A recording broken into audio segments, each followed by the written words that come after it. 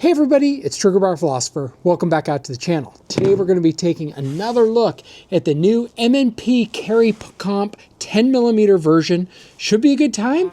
Let's get to shooting.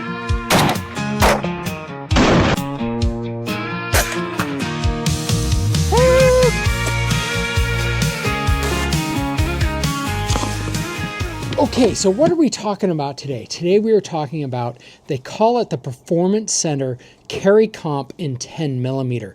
This is going to be different than the Performance Center 10mm version, which I believe has something like a 5.6-inch barrel. This one here is the 4-inch model with a compensated or ported barrel cut out of the front. Now, the interesting thing about that is it's not a traditional port because they stopped the rifling at about the 3.5-inch mark. So the last half inch has no rifling in it.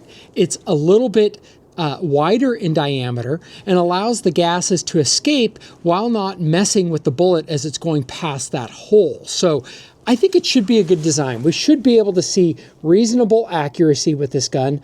We should be able to see reasonable reliability because comps that are built into the system like this typically don't mess with the reliability of the gun, but that's going to be an important question. If you've been following the channel, I've already done a video on this. I really just took a look at it. Does it kind of run some regular ammo and some hot ammo stock factory out of the box? So today we're going to be continuing our testing of that. And we're also going to be testing of it. Does this compensator actually make a difference? Do we see less felt recoil from this compensated version versus the traditional ones? We have the 4-inch model, non-compensated, versus the compensated version. So this is going to be a little bit of an all over the place video. We're going to be just testing this gun for reliability.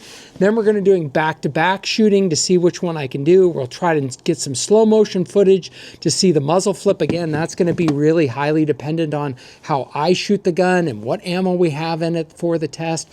We'll try to cover all those things. This could get a little bit messy, but stay with me and let's get to shooting. Okay, so first up, I got to get this thing zeroed. As we're doing it, we're going to shoot some MagTech ammunition. We have 14 rounds. That's what I had. I would like to do 15, but that's where we're at. So we have a pretty full magazine. We'll test reliability. I've got the factory spring in here. I've got the factory mag springs in here. The only thing I've done is I've changed out the sights so that I have optic height sights, and I added a sight on it. I do have the factory plastic plate on there, and we're going to get this suckers dialed in and get some velocities off of this.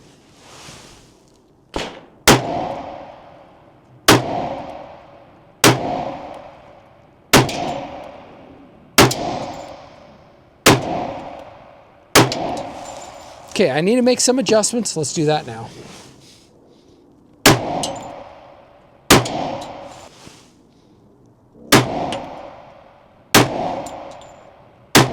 Okay, we're going to do a couple of velocity tests to get comparisons between the 4-inch model without the compensator and the 4-inch model with the compensator. Okay, we're going to shoot 5 rounds with the 4-inch model, pausing for the chronograph to catch up.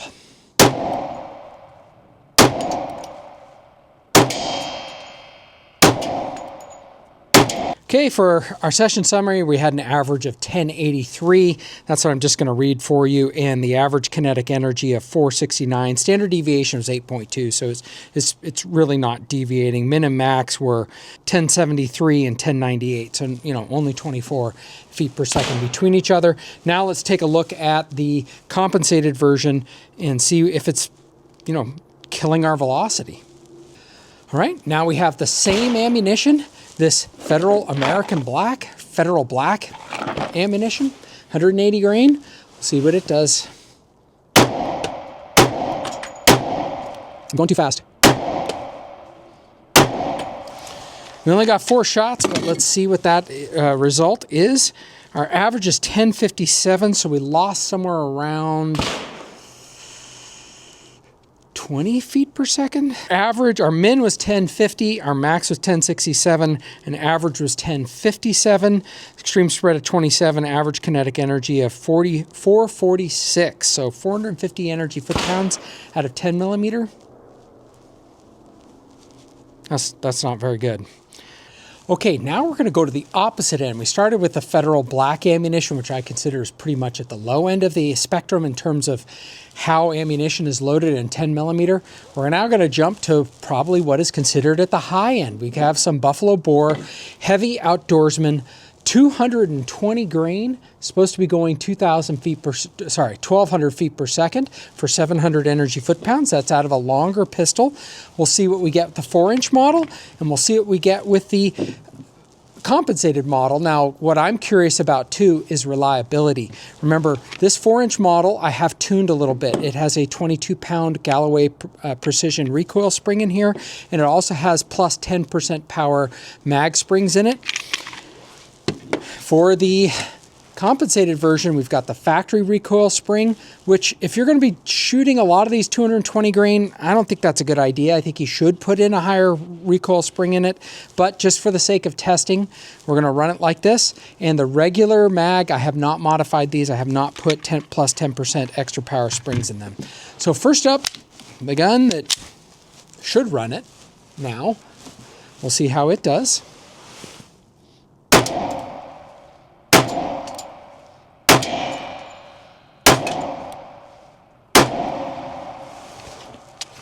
All right, well, it ran 5 of those. That's, not a big test, but look, I have 1 box of the ammunition, guys. This stuff is expensive, and I've already done a bunch of testing with this one. So just that is what it is. It's not definitive.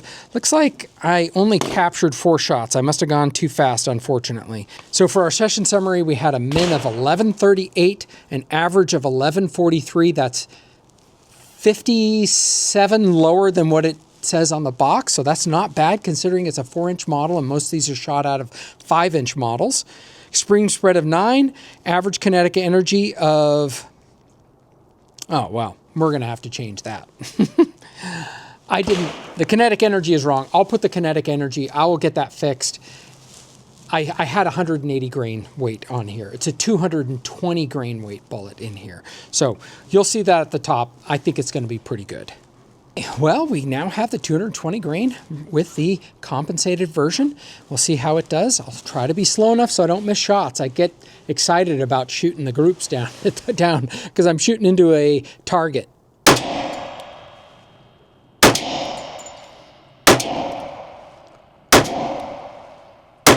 Let's see what we got for our session summary. Average was 1142. So that's not much on these 220 grain weight bullets. We lost maybe 10. That's within the extreme spread of us 20. So this was within that extreme spread. That's not much at all. And the average kinetic energy was 637. So over 637 foot-pounds of energy. That's pretty good out of essentially a 3.5-inch barrel. Now, my guess is we're going to get more velocity than a 3.5-inch barrel would give you, but not as much as what the 4-inch barrel will give you, and that's just not a heck of a lot. And of course, Tim Sundell says this is his best-selling ammunition. That's pretty good. Again, it ran it. That's a good sign, but that's still only 5 rounds. There could be other issues. We will save the other 10 rounds for more testing for sure. Okay, we're going to continue our testing of ammunition. We've got, with this gun, we've got some Extreme Defenders from Underwood. This is their 115 grain, supposed to be going 1,700 feet per second. My guess is we will see a bigger difference in the velocities that we get with the 4-inch than what we get with the other compensated version, because that's when I've done my other testing and I even get my rifle out, the 16 inches. We see the biggest velocity and biggest increase in the bullet speed and velocities when we go with a longer barrel with light 4 caliber rounds. These are 115 grain bullets. These are the solid sort of screw tip, Underwood or Lehigh Defense bullets, but let's shoot 5 shots and see what we get.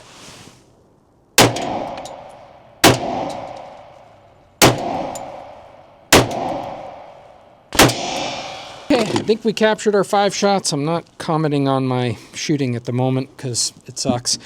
But my min was 1619, an average was 1637, and a max of 1650. Again, it says 1700. 4-inch barrel, you're going to be short anyways. So we're getting around 1637 if I can keep that in my mental model. Average kinetic energy of 684. Again, the energy goes up, but there's debates about the lighter bullet and all of that. Now let's test out real quick the compensated version.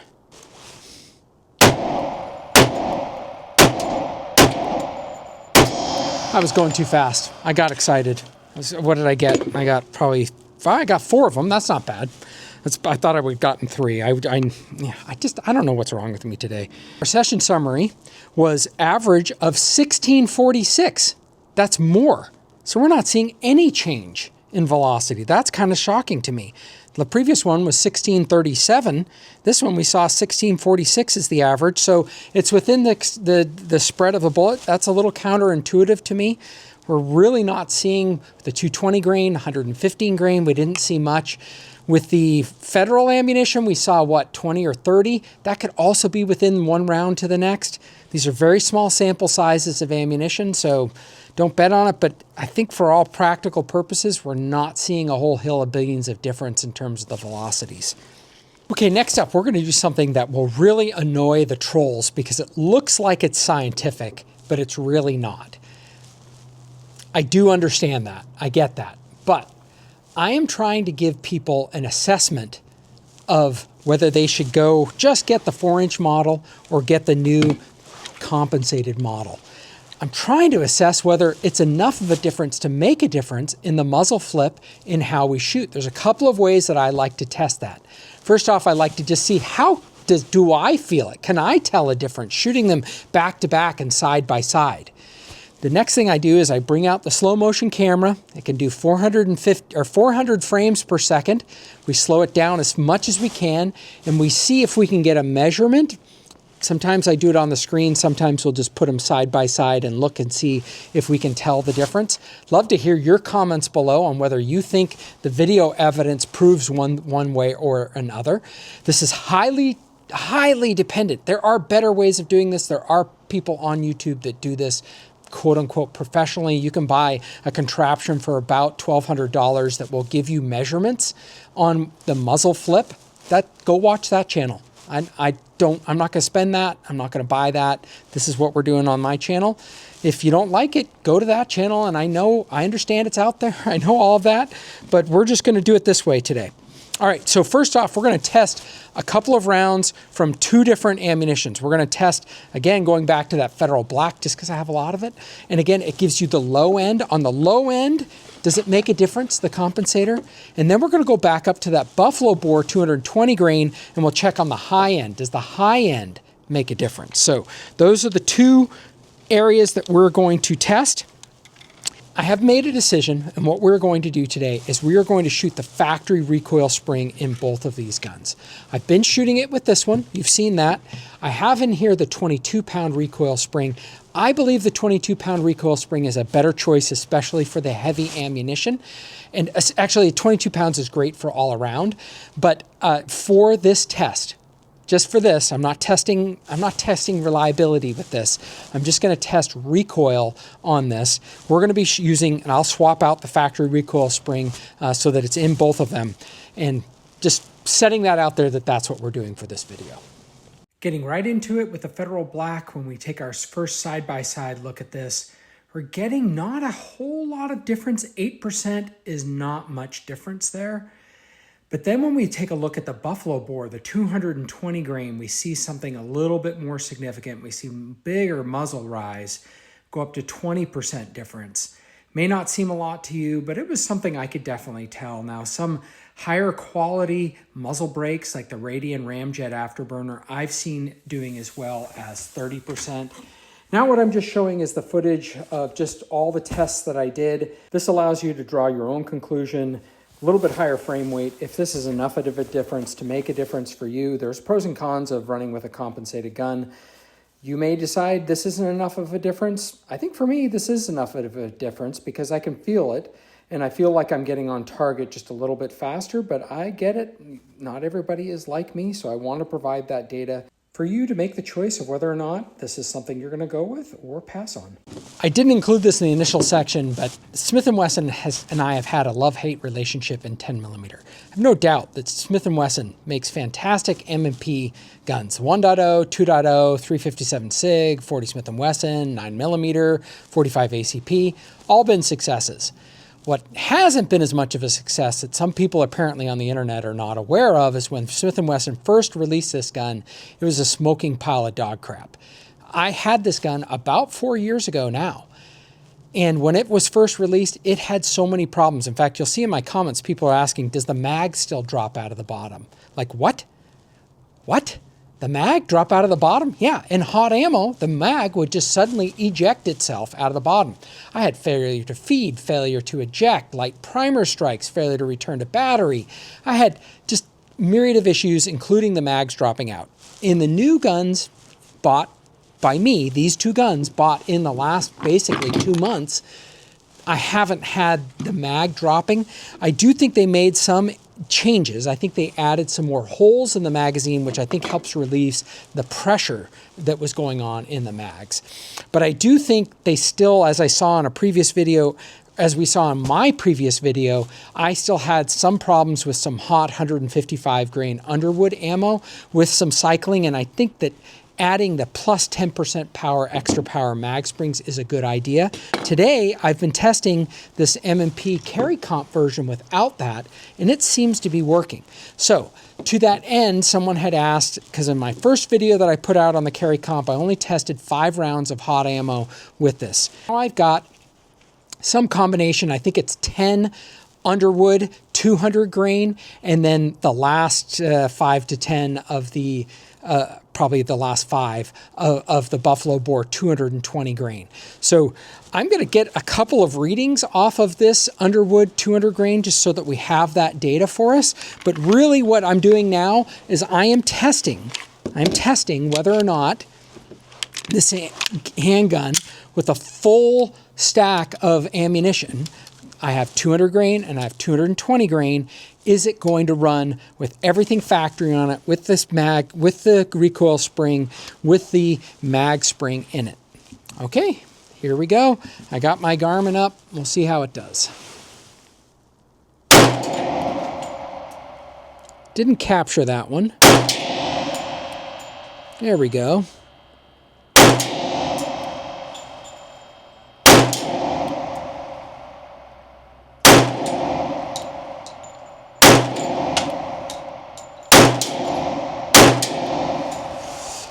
Just take a quick look before we get on to it, because I am going to get down into that Buffalo Bore ammunition. So our average velocity of that 200 grain ammunition is 216 feet per second. That's pretty good. And it should result in, I think I put in the 200 grain, that's, yeah, 656 energy foot-pounds. So that's still doing pretty good. That's still pretty good 10 millimeter ammo out of this essentially 3.5-inch barrel. I know it's going to probably get a little bit more velocity on it, but everyone's really worried when you cut a comp in it how much, oh, it's not going to get what it needs to get to do the damage it's going to get. I think this thing is still doing great. Would you want a 6-inch gun? Sure, it'll do even better. Absolutely, you'll get velocity increases in some ammunition. This seems to be doing the job here today. Okay, with that, we'll just keep going. We're going to keep testing, see how it does.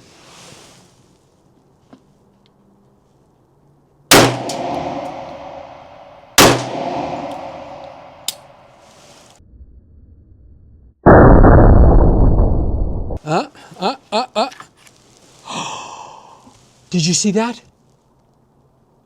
Did you see that? I don't know if I pressed the mag release on it. I was readjusting my grip, but the mag ejected. Did you see that? Oh no! Oh no! And I don't have tons of ammo to keep testing that.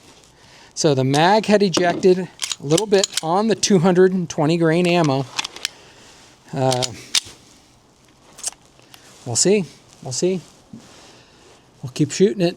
And I'm going to keep my fingies away, make sure I'm really off of that mag release. Really off of it.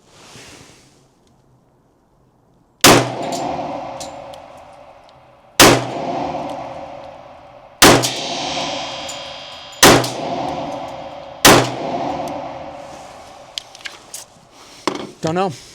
That's not good though. That's not good though. That definitely came out, didn't it?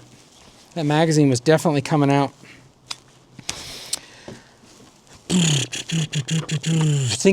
Thinking. I got some more 200 grain hard cast here. Let's run some more, see if we can duplicate that. Okay, we have 15 more rounds of the Underwood 200 grain hard cast.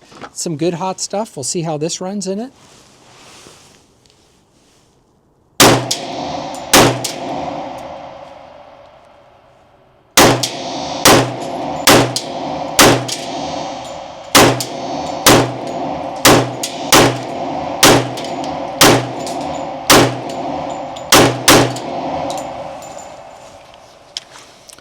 Runs all of that.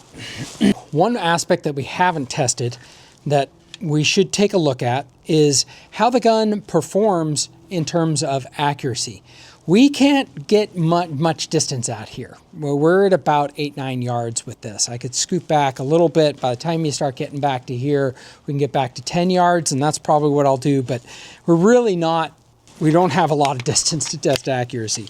So, but we should be at a far enough distance that we can tell a difference if there is something odd going on with this gun versus our other gun. All right, so what I have up first is I have 5 rounds of Buffalo Bore FMJ. It's their hot stuff. It's called 10 millimeter heavy. It's 200 grain. Their FMJ. It's going pretty decent. So we're going to shoot this. We're going to shoot 5 rounds into the target with this gun. Then we'll swap. We'll shoot 5 rounds into the target with the other gun.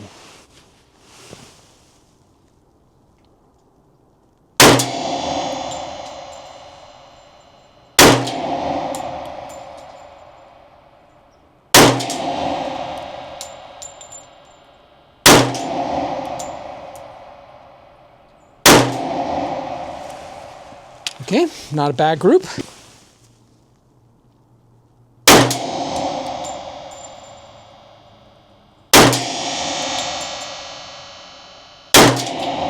Ugh.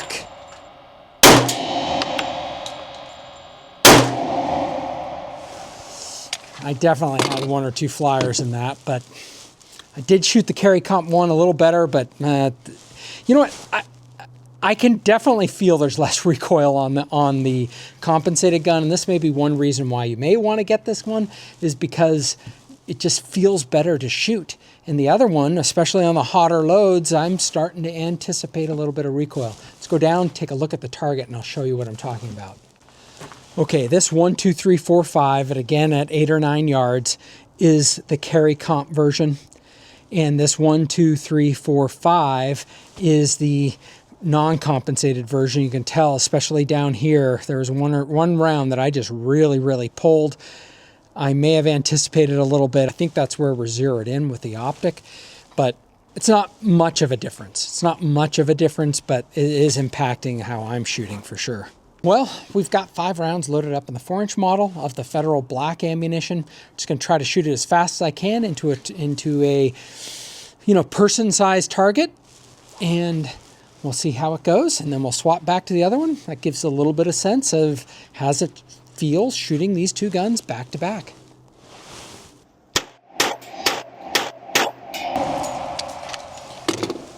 All right, let's go down, take a look. Okay, 1 out, 1, 2, 3, 4 in. Let's go back. Now we'll shoot the... Okay, here we go. 5 fast with the compensated model. All right, let's go down and check it out. I don't think I shot as well. Okay, let's look at this. We got 1, 2, 3, 4, 5. So 2 outside this time instead of the 4. I think what was happening was I felt like I could go faster than I probably the talent would permit me to do. Today we had the Smith & Wesson M&P 2.0 10 millimeter in the carry comp version and without it, both of them in the 4-inch models. We had some interesting results. We saw that the shorter barrel with the compensator, I think, did help us reduce muzzle flip and help us reduce felt recoil on the gun. We also saw that it didn't make a whole hill of beans a difference in terms of velocities out of these 2 guns. But then we did see that Smith & Wesson still seems to be up to its old tricks, where we did get a magazine release. I was a little surprised to see that. That was on where I don't have the extra power mag springs in it. I'm not sure if the extra power mag springs are going to fix the problem on that. Maybe they may. I don't know. More testing is needed. Did happen on the 220 grain ammunition. I've had problems with 220 grain ammunition in other 10 millimeter handguns. I choose personally to mostly shoot the 200 grain. I would not even have done the 220 grain version if people hadn't asked me for it, because I don't think 10 millimeters are very reliable with the 220 grain ammunition. I think it's just a little bit too long for the cartridge in most pistol handguns and how they're set up from the factory. So I choose to not. My FN 510 is not super reliable with it either. I was getting weird ejections with my Springfield XDM Elite with it, although it ran it fine, but I was getting some weird ejections with it.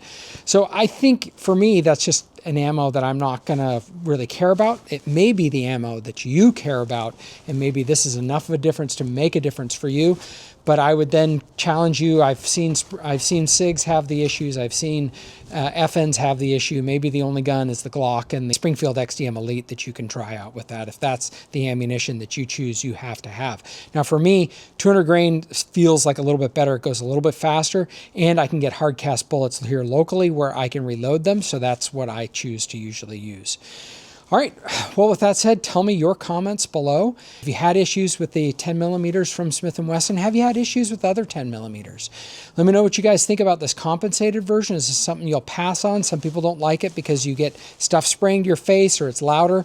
I couldn't tell a difference between sound between these two guns. I'm not sure you could tell on the audio, but for me, with my hearing protection in, I couldn't tell the difference. It made no difference to me whether I was shooting one or the other. The biggest difference was that I felt a little bit more anticipation of recoil on the FDE gun, which is the non-compensated, because I knew it recoils and it snaps more. So that's where I felt was the biggest difference between these two guns today. So I'm thinking more and more. I'm pretty happy with it. I am probably going to go with a different recoil spring.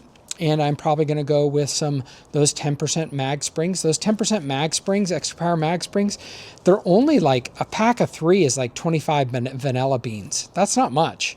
I mean, it's, you know, given the normal cost of the mags and all of that, it's really not that much, and it's super easy to swap them out. So for me, that's just not a big change deal at all. Let me know what you guys think about the Smith & Wesson. I do plan to do some other comparison videos, so stay tuned for more shooting. Hope everyone has a great week, and let's get to shooting. From pistols to rifles, take on the best. If you need your weapon, put it to the test. With revolvers and shotguns, we'll break it all down. The Second Amendment protects from the crown. Living for freedom.